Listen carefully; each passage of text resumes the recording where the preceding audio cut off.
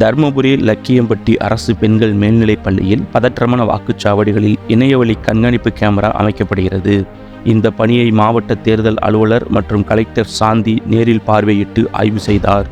இது குறித்து கலெக்டர் கூறியதாவது: தருமபுரி நாடாளுமன்ற தொகுதியில் 320 பதற்றமான வாக்குச்சாவடிகள் உள்ளன. இந்த மாவட்டத்தில் உள்ள 5 சட்டமன்ற தொகுதிகளில் 1489 வாக்குச்சாவடிகளில் 967 வாக்குச்சாவடி மையங்களில் இணையவழி கண்காணிப்பு கேமரா அமைக்கும் பணி நடக்கிறது.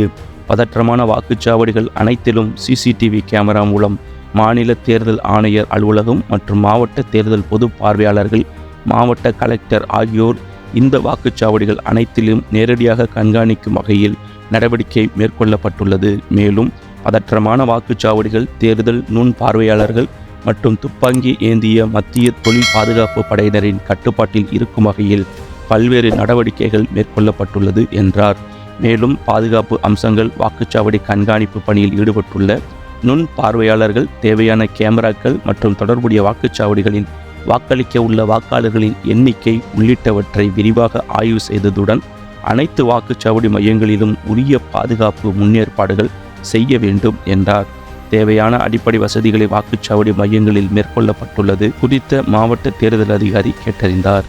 இதனைத் தொடர்ந்து தருமபுரி வட்டாட்சியர் அலுவலகத்தில் வாக்குச்சாவடி மையங்களுக்கு வாக்குப்பதிவிற்கு தேவையான அனைத்து பொருட்களும் தயார் நிலையில் உள்ளதையும், பாலக்கோடு வட்டாட்சியர் அலுவலகத்தில் வாக்குச்சாவடி மையங்களுக்கு வாக்குப்பதிவிற்கு தேவையான அனைத்து பொருட்களும் தயார் நிலையில் உள்ளதை கலெக்டர் நேரில் பார்வையிட்டார்.